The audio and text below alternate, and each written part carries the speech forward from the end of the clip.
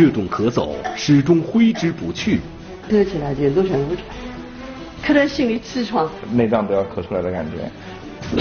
这种咳嗽有着奇怪的病因，还是一个脾胃虚寒的一种表现。咳嗽跟这个胃部有什么关系？我说怎么胃子会咳嗽呢？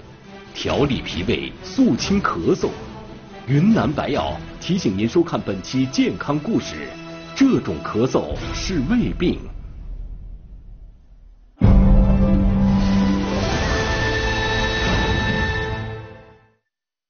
观众朋友您好，欢迎收看这一期的中华医药。咳嗽啊，是我们再熟悉不过的一种症状了。别看它不起眼儿，有时候折磨的人啊是苦不堪言，还常常对它束手无策。有2位朋友就是因为咳嗽而烦恼，而解决他们烦恼的办法又让他们深感意外。到底发生了什么？一起走进今天的健康故事。2014年春节前几天，南京的刘女士突然犯上了咳嗽。一开始咳的这个，我怀疑是我受凉了，可能是感冒引起，我自己怀疑。然后就这么就咳下来了，就咳就没菌好。有点小病小痛，刘女士通常都是自己先找些药来对付。像哪个药啊说止咳之类的，买了好多，还有留基本的名字了，自己反正就是买回来吃，吃了好多也不管用。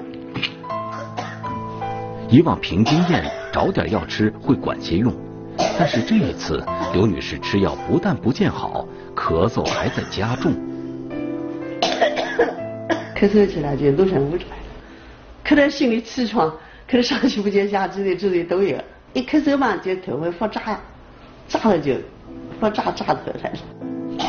一拖了将近3个月的时间，咳嗽就像一个挥之不去的阴影，始终纠缠不放。咳的就到了，咳的嘛，就是人的精神不好。无独有偶，那段时间同样家住南京的韩先生也是咳个不停，他也以为自己是感冒了。但这次的咳嗽似乎和以往的感冒咳嗽还不太一样。之前感冒咳嗽一般都是那个喉咙比较痒，咳嗽能感觉止痒的作用。然后这次咳嗽呢，就感觉就从更深层次的往外气的那种往外咳。除了干咳没有痰之外，韩先生也体会到了这种咳嗽的另一个特征。你感觉一股气顶上来之后就要咳嗽，一咳嗽呢，咳嗽起来就要咳嗽好几分钟，就是连续的咳嗽了就是感觉把内脏都要咳出来的感觉。剧烈的咳嗽让韩先生感到难以招架，他不得不去了医院。呼吸科、那个耳鼻喉科拍了胸片，做了这个血常规，做了很多检查，还有包括肝胆 B 超都做了，能排查的这边基本上都，包括能排查基本上都把排查过了，基本上也没查出什么太大的问题。一边是男人的咳嗽，一边是检查没有问题，这让韩先生一头雾水。就在这时，朋友向他推荐了一位中医金小晶医生。经过一番望闻问切之后，金医生建议韩先生喝中药和做一些针灸治疗。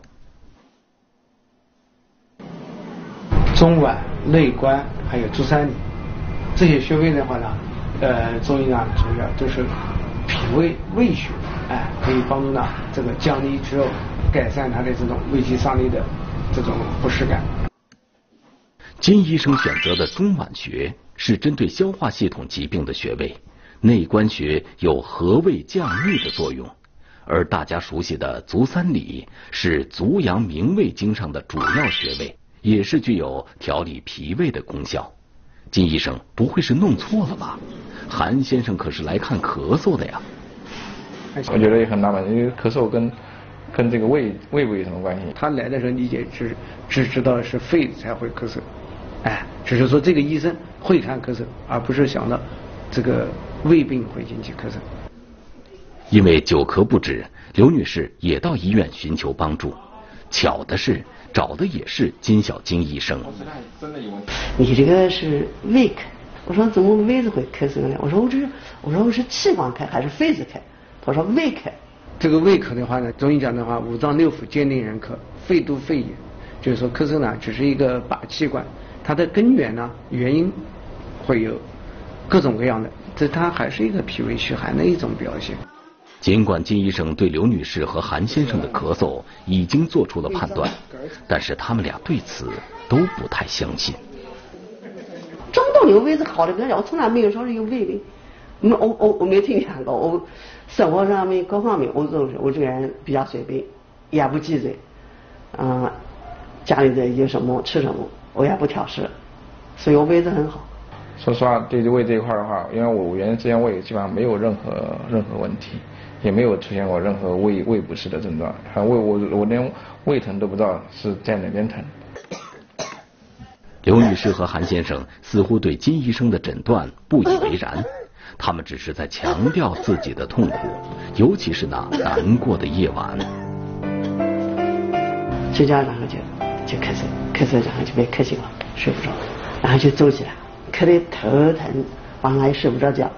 有时候睡着了之后呢，然后这个感觉一股气顶上来之后就要咳嗽，一咳嗽呢，咳嗽起来就要咳嗽好几分钟，然后就直接有时候会在睡梦中直接醒来要咳嗽好长一段时间。然而他们描述的这种在夜里咳嗽会加剧的这个症状，反而让金医生更加坚定了自己的判断。叫胃不和则卧不安，胃里面不调和啊，胃气不和啊，晚上睡觉睡不好。既然是胃的问题，那他们自己怎么会没感觉呢？可能有几个原因啊，一个是胃的症状呢比较轻，不明显，他感受不到，这是一种原因。还有呢，就是说过去呢，他长期有一些这种胃的症状呢，他也不把它当个病。比如说呢，他胃胀嗳气，但是胃胀嗳气，这有的人消化差一点，他以为是很正常的，实际上这时候是反映了一种胃动力比较差的一种表现。在与金医生的交流中，他们似乎回想起自己的胃部，似乎确实有过一些不起眼的小症状。吃完饭之后，这个咳嗽的时候，有时候犯胃酸的时候，确实是这个有犯胃酸的这种状况。我说的话，就最近1个月有，之前没有，就是晚上喝到的时候，喝到这样拿东西的，或者是干什么，以为人好像要往上猛送去，我怀疑是收敛了干什么，或者吃什么东西过敏或者，他说就是胃子。他这些胃的症状啊，消化道的症状是符合反流性食管炎，他这个是胃液反流呛入到气管里面造成的咳嗽。胃是个沉默的这个器官，不会说话，它只会用这种胃酸排斥胃酸这种反流的这种形式来保护自己。韩先生为了证实自己的胃到底有没有问题，还专门去做了胃镜检查。做了之后，确实发现这个胃部有这个12指肠的溃疡，还有这个慢性胃炎的一个诊断，一个初步的一个诊断结果。明明胃没什么症状，怎么就会出现问题了呢？在问诊的过程中，金医生找到了这背后的原因。我对水果没有任何的排斥。韩先生是个很注重健康的人，人到中年，他对很多食物都严格控制，绝不多吃，但是水果却每天必不可少。对这个水果这块，我基本上是不做任何设防的。晚上一大盘的，像做一大盘水果，像类似于水果沙拉一样的，包括这个苹果、梨子、葡萄、橘子这些应季的一些水果，基本上是一大盘，我基本上都能把它消灭掉。多年来，韩先生每天至少1斤水果，他自认为非常健康的这个习惯，却被金医生看作是导致他脾胃出问题的重要原因。脾胃属于阳的脏器，喜温。如果这个水果吃多了，水果凉性的，寒凉的多了，那就再遇上这些体质这个脾胃虚寒的人，那他就要发病了。刘女士其实倒没有什么特殊的饮食习惯，只是每天在忙于炒股。炒股嘛也好几年了，就炒炒网嘛，我就是做股票做网嘛，在家里没事，小孩上学了，他们工作，我在家里没事。所以他是很认真的这个炒股，全精力投入进去了，很认真，哎，很认真的话，实际上负担就重了，就不能做到一张一弛了。中午吃饭就要受影响，随便巴拉，没有这个充分的这个消化的时间。目不转睛地盯着股市风云变化，一边节约时间随便吃口东西，难道这也是导致脾胃受损的一个原因？脾胃的运化功能呢，需要肝气的疏泄，哎，肝气的疏泄了，才有助于这个脾胃的消化。他那么认真的炒股啊，这个压力大了，这个肝气失疏了，脾胃不能消化了。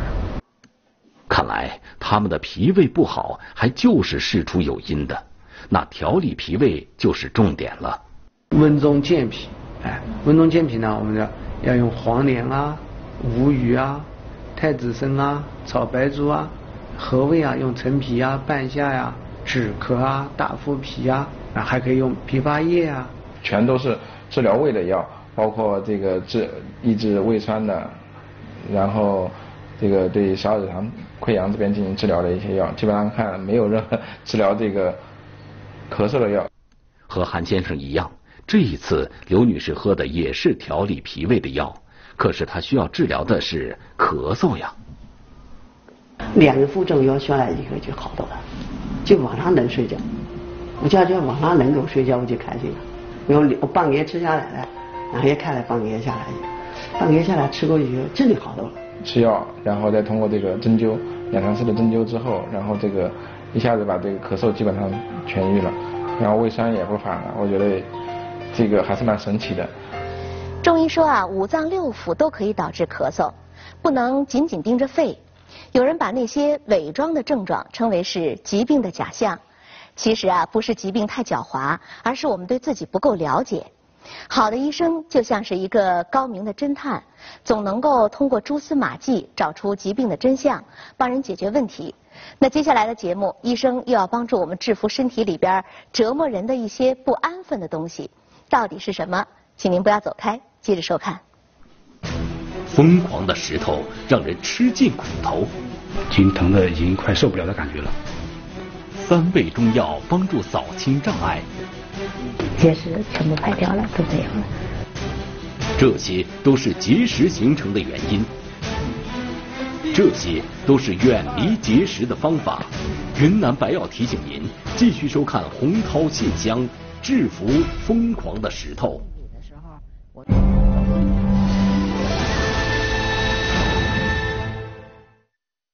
观众朋友您好，这里是中华医药，欢迎您继续收看。首先要欢迎今天来到我们演播室做客的2位专家。白英堂，中国人民解放军第411医院男科主任、副主任医师，擅长中西医结合治疗泌尿系统结石、前列腺疾病等。郎根强，中国人民解放军第411医院泌尿外科主任、副主任医师，在泌尿系统结石、前列腺疾病等领域具有丰富的临床经验。欢迎白主任和郎主任，欢迎你们。欢迎健康问诊团的各位嘉宾朋友，欢迎大家。咱们今天要关注的这种疾病啊，和我们郎主任带来的这些瓶子里边的东西有关。这是从人体里边取出来的各种各样的结石。有不少的人啊，就是吃尽了这些石头的苦头。下面我们通过一短片来了解一下。这边背上这边也痛，就后背嘛，就这边很痛，就感觉到痛的，就脸都发青的那种感觉，就发白那种，痛得不得了。去年10月出现的那次疼痛，于女士至今也忘不了，整个腰腹部疼痛难忍，同事赶紧给她拿来止疼药。我回去用了一下，还是很疼，疼的就是在床上打滚的那种感觉，翻来覆去都就是坐也不是，站也不是，在床上都直打滚的那种。不得已，于女士被家人送到了医院。医生就帮我拍了一个那个 B 超，就是说感觉那个结石好像掉到那输尿管里面去了。同样是在去年，上海的赵先生也领教到了结石的厉害。在床上我就不停地打滚，我已经就是说脑子里边一片空白，只是感觉到整个腰部从左到右，整个腰部一直在疼，就是那种钻心的那种绞痛。平时觉得自己忍受力挺强的赵先生，没想到这次也招架不住了。过了大概有几分钟，5分钟左右吧，浑身开始冒汗，就是眼睛开始有点发花的感觉了，就是我知道这个感觉已经疼得已经快受不了的感觉了。而赵先生的诊断结果是输尿管结石加双肾结石，有8颗结石，输尿管里面有1颗。程女士自己本身是一位妇产科医生，她对严重的疼痛都非常熟悉。最痛苦的是一个分娩痛，再一个我觉得是结石痛。分娩的阵痛那个可以想象这个痛，形容不上来，但是特别痛苦。她把结石痛称为世界上最难忍的疼痛之一。而他自己就饱受这种疼痛的折磨。半夜就是突然疼醒以后就是睡不了觉，我蹲在床边就站不起来，痛的就是你自己没法控制你自己，就是人也站不起来，就是绷着马桶，或者恨不得都趴在地上。检查结果显示，程女士的2个肾脏一共有大大小小15颗结石。刚才我们通过这个短片看到了几个病例，都是饱受石头折磨的，只不过有的是在肾脏，有的是在输尿管。我们统称为尿路结石。那么那个结石的话，如果说在不同的部位的话，它这个导致这个症状是不太一样的。如果在肾脏里的话，主要是引起一些钝痛，最痛苦的是在输尿管里边。如果说结石在输尿管里以后引起的绞痛，刚刚那个陈女士也是这样，就是说她这个女性的话最能够体会，就是跟那个分娩痛是差不多的。痛的时候呢，脸色苍白，在床上打滚，还有恶心呕吐，那么会伴有一些这个血尿。我们血尿呢有2种，一种呢就是说我们眼睛能看到的，就是肉眼血尿，很吓人的；还有一种呢就是显微镜看到的镜下血尿。那膀胱结石呢，它的症状特有的症状呢就是。有时候会排尿中断，就是说石头不大不小的时候，把那个尿道给堵住了。那通过活动以后，石头移开了，它又能尿了。那尿道结石的话，它就是特别的，就是尿频、尿急、尿痛一些刺激症状，引起排尿困难等等。刚才我们进演播室的时候看到这个白主任也拿了几个瓶子哈，您这几个瓶子里边装的是什么呢？我给大家看一看。这个看看大家认识不认识？有3样东西。咱看看有认识的吗？拿近一点。到话筒认出来了，这个好像是鸡内金吧？鸡内金啊？对的，这个是鸡内金。你知道这鸡内金是鸡的什么部位的东西？不知道。是什么？胃呀？是那个鸡胗里边那层很薄的那个内膜是吗？反正我就没错，就是当时自己有孩子小的时候，那个就听老家就给介绍过。说把那个吃多了不消化了，就把鸡内金呢碾碎了，然后冲水给孩子喝了，说是应该是对孩子消化有帮助。看起来就是大家对鸡内金呢比较熟悉。还有一个这个小叶子的草，这叫金钱草。粉末的这是什么呀？这个粉末状的东西呢叫海金沙，是一种植物成熟的孢子。那您给我们讲一讲这3样东西和我们治疗结石有什么关系？要说这3样东西呢，首先是要说一下尿路结石这个病。这个病呢，在中国古代就有，以前呢称为石淋，石头的石，淋浴的淋。鸡内金、金钱草、海金沙，就是在这个临床治疗中呢被发现的。我先说这个鸡内金。您说到鸡内金了，我们这样先通过一个短片来了解一下一个很有意思的小故事。已故中医名家张锡纯就很善用鸡内金为患者治病。这是源于他有一次无意间看到有一只鸡在啄食石头。为什么鸡就能消化石头呢？就算鸡的胃能研磨石头，石头的粉末又怎么被消化或排出去呢？这一现象引起了张锡纯的兴趣。在随即展开的对鸡内金的研究中发现，磁、石、铜、铁通过鸡内金都能被消化。鸡内金天生善化淤积之物，药性通达胃肝胆肾，入脾胃小肠膀胱经。人体内的结石成分基本相同，都是草酸钙。这种成分本身并不难被溶解，为什么很多药物无效呢？主要是因为在结石的表层包裹着一层高密度的矿物质，极难被溶解。因此，要想化掉结石，必须先化掉结石的壳。而鸡内金中含有一种特殊的成分多酚生物碱，它就像是治疗结石的排头兵。矿物质一遇见它，就产生碱化反应而崩解，所以石头在鸡内金面前并不是障碍。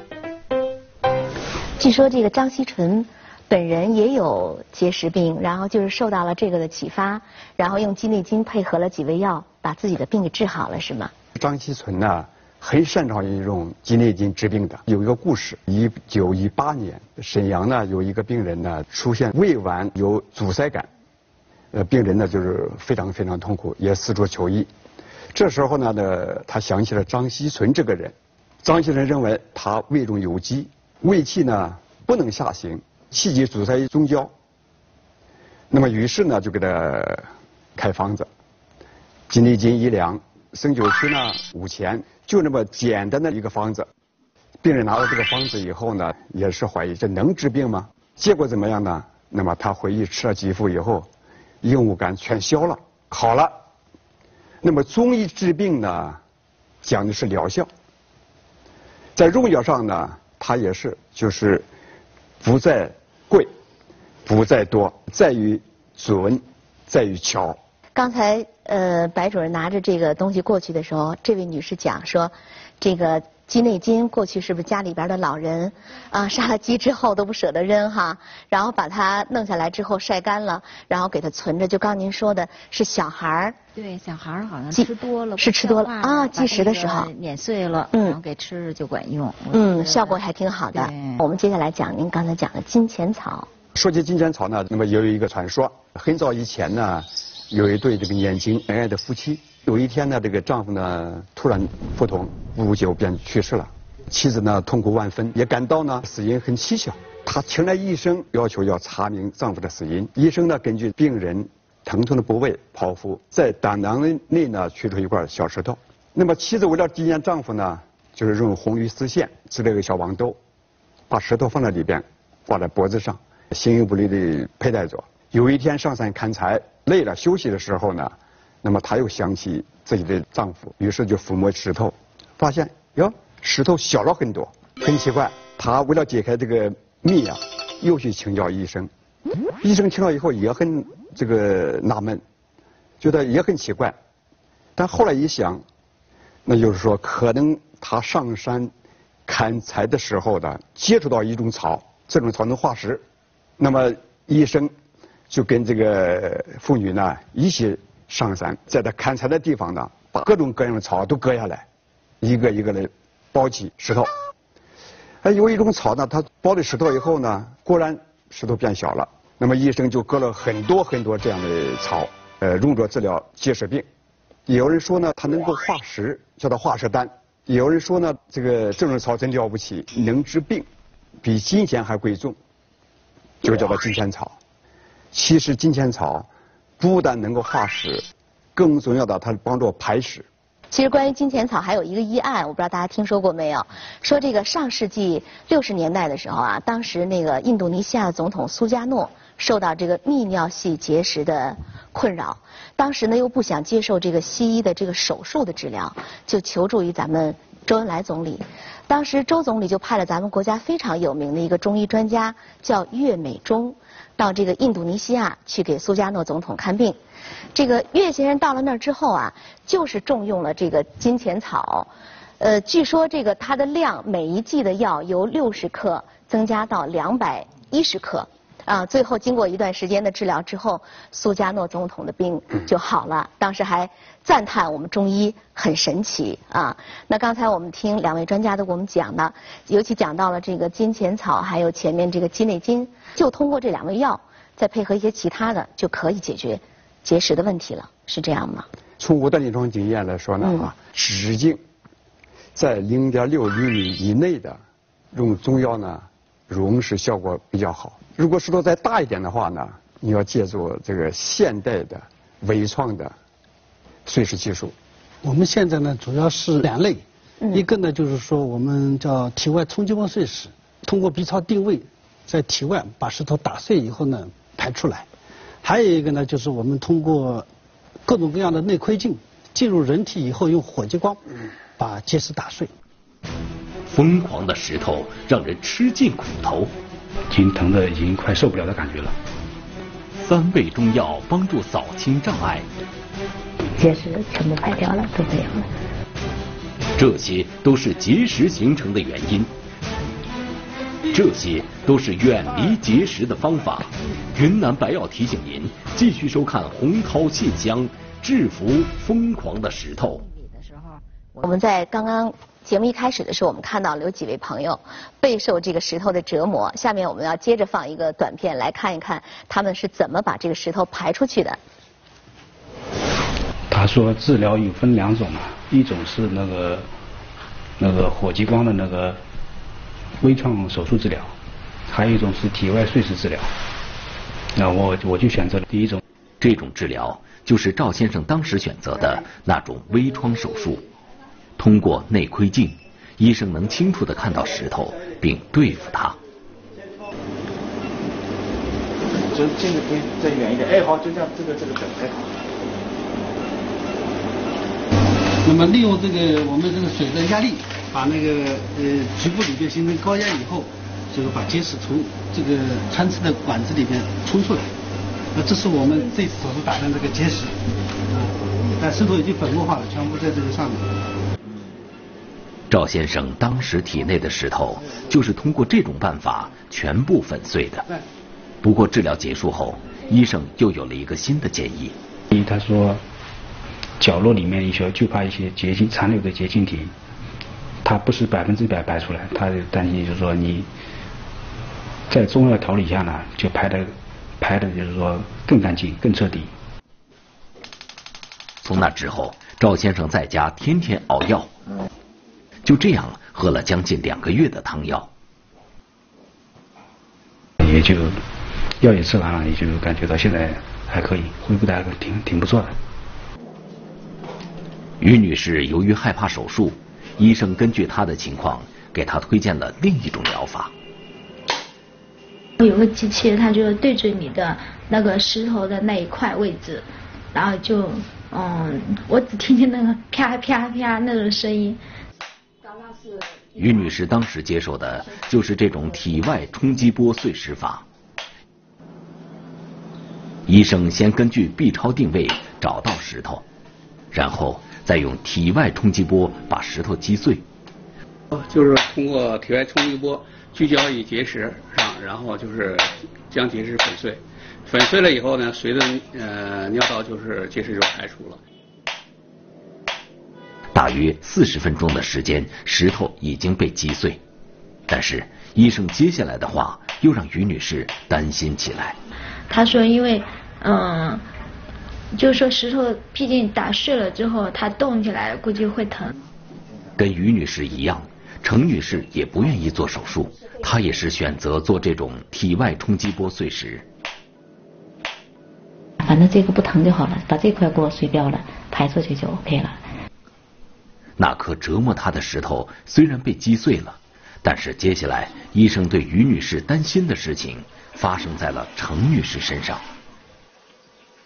那是一个东西把你输尿管也划伤，膀胱壁和尿道壁都划伤以后，你肯定有感觉的呀。一个是血尿，一个排尿疼痛。我们看到这几个案例，会发现这个有很多种，就是好几种选择这个碎石的方法哈。但是会发现患者在排石的过程当中还是很痛苦的。我们的记者在这个网上也会发现一些网友也在求助啊，这个网友说，我朋友患有肾结石，用药后正在排石，很痛，如何才能缓解这种非人的疼痛？怎么解决这个问题？海金沙呢可以解决这个问题。我有一个病人，肾结石，我给他开了中药进行排石。有一次小便的时候呢，突然疼痛难忍，面色苍白，昏倒在地。家人呢马上把他送到医院，一看是一个疼痛性的晕厥。什么原因呢？家人呢就给他煎药的时候呢忘记放海金沙了。就放了这个海金沙之后，患者在服用这个药排石的时候就没有那种痛苦了，是吗？是的，海金沙确实能够解决这个排石疼痛的问题。这样我们下面通过短片来听一听患者用过这个海金沙之后的感受。石头虽然碎了，为了对付排石过程可能会有的痛苦，医生给于女士也开了中药。然后上厕所的时候看到那个有那种泥沙状的那种碎石，像那种盐一样的那么细微的，有一些嘛会比那个盐稍微大一点，那种就是说比较多密密麻麻的会比较多一点。你这个过程排小便的过程会疼吗？不疼，没感觉到什么症状疼的症状。在经历过排石过程的痛苦之后，程女士也找到了白主任开了中药。这次吃中药以后，他把这个石头化掉了，化掉以后你再排出来，那你就没感觉了。没想到中药喝下去之后，排尿还真的不痛苦了。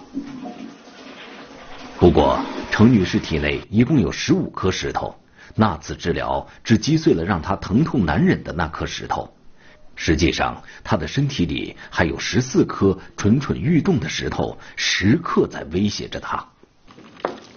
在那些石头暂时还没有动起来的时候，程女士也不想去惊动他们，只是一直坚持喝着白主任开的中药。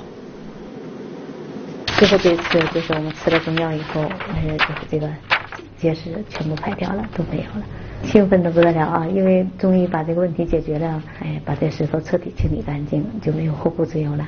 我们记者在采访的时候啊，看到咱们这个医院里边有一面墙叫结石标本展示柜，这上面有好多的瓶子，这一个瓶子里边的，看这些石头，就一个瓶子里边都是一个患者的。对了。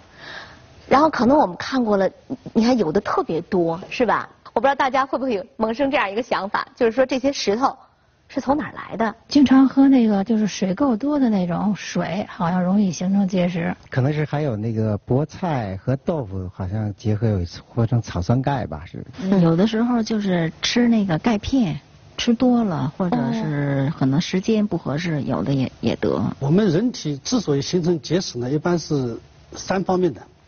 第一个呢，就是我们那个泌尿系统啊，就是各个人长得是不一样的。比如说哪里比较窄啦，哪里这个尿液不是太通畅了，这个尿液存留的时间比较久了，它容易形成结石。第二个呢，就是我们看不见的，这爹妈给的，就是我们体内的代谢系统。就是主要是这些矿物质，比如说钙啊、磷啊、镁啊，这些矿物质代谢有问题，它容易在尿路聚集形成结石。第3个呢，就是我们一些生活的一个习惯方面的，就刚刚各位观众讲的方方面面的一个生活习惯，饮食习惯，它会影响形成一个结石的。那么怎么预防呢？第一方面呢，就是我们那个不要久坐。因为你坐了久了以后，你人体那个新陈代谢比较慢，那么尿液在体内聚集，各种代谢产物在人体里边呢，非常容易形成结石。久坐了以后，往往伴随那个憋尿，憋尿也是加重这个雪上加霜。那我们现在的人的生活水平好了啊，出门开车，进了办公室就在电脑前面，那么运动太少，这个运动少了以后啊，就是我们体内容易脱钙。其实我们人的这个骨骼还是需要运动跟阳光。如果说你运动少了，它容易脱钙以后呢，体内这个尿路里面的钙含量偏高，当它遇到草酸的时候呢，就形成结石了。坐了也久了，我们起来动一动。对于预防结石呢，最好的运动就是上下跳跃。那么根据你的能力，跳得越高越好。我们大家一块跳跳，开始啊，1、2、3、4、还有呢，就是我们跳绳啊，单腿跳不如双脚跳。1、2、3、4。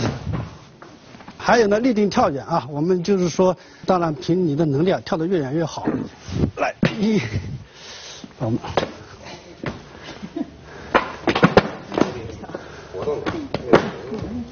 对了，第二个呢就是喝水，水呢是最好的排石药。我们一天大概要喝多少水呢？这个矿泉水呢大概是400毫升，我们一天应该喝4到5瓶以上，才能够满足身体的需要。当然，喝水我们不是一下子喝4瓶啊，最好是每天，就是在各个时间段都喝一点，主要是保持一定的尿量，减少结石的形成。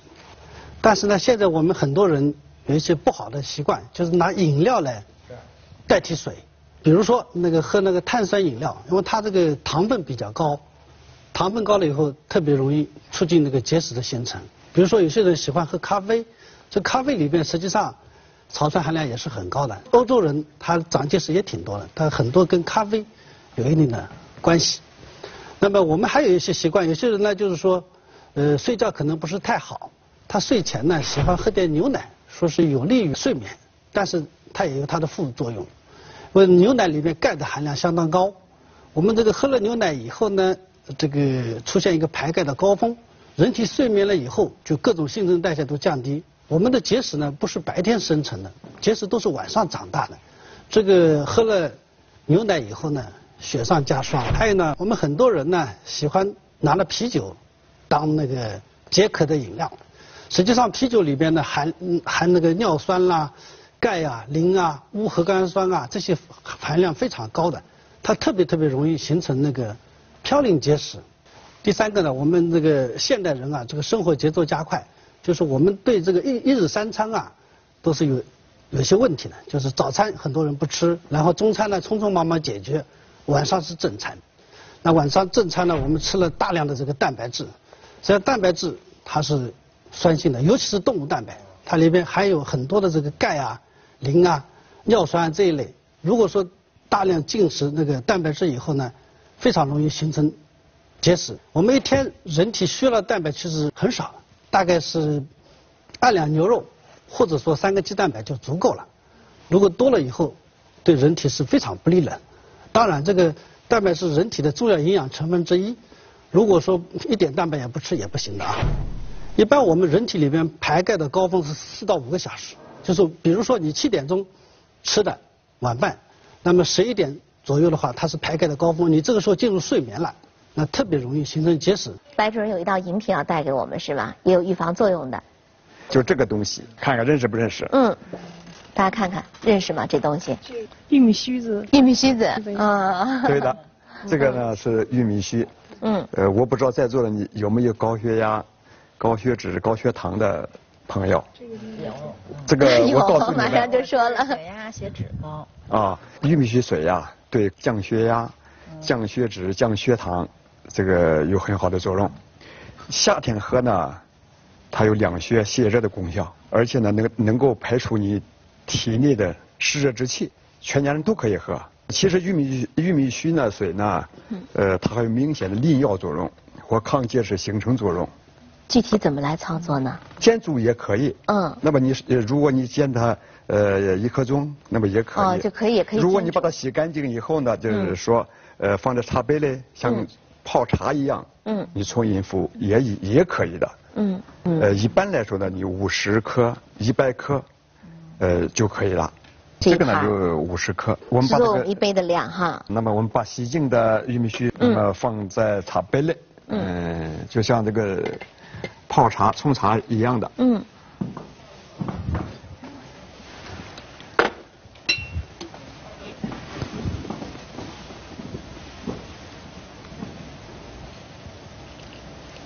好，差不多了。差不多了。像你味儿都出来了，我闻到一股清香的味儿倒是啊。像我们要是煮的话，您刚才说15分钟是吧？大火烧开以后。烧开以后要煮15分钟。15分钟。那我们要自己在家里就用茶杯这样泡的话，可以。那就得泡的时间更长一点。因为你泡你。反正我一天都在喝，对，一天在喝。哦。是。我们可以倒出来这个。现在就可以倒了是吧？哎，可以倒出来。让大家尝一尝。尝。你们可以品尝一下。来，我给后边这观众拿。来，那个口感怎么样？您拿那话筒。挺好的。我呢，平时就是吃那个鲜玉米的时候，我煮的时候就带点叶儿，然后带点这须子。可以。煮好了以后呢，然后这个玉米这煮玉米的水呢凉了，我就当这个水喝，这样呢好不好？可以的。那你这个是真正的是龙须茶了。龙须茶，一股清香味儿哈，挺好喝的。而且这个您不是说我们要真的这么喝的话，一天就不断的往里加水，不到就喝一天呢。还可以要掺菊花吗，白主任？可以。掺菊花口感也不错，而且还有明目的作用，清肝明目，对吧？菊花是它有这个功效的，可以的。大家喝完了感觉还不错是吧？口感挺清香的啊，而且这个方法也会觉得中医有一些方法都是挺简便的，能够保健，而且还有预防疾病的功效啊。我们来感谢2位专家，谢谢，也谢谢我们嘉宾朋友们，谢谢大家，再见。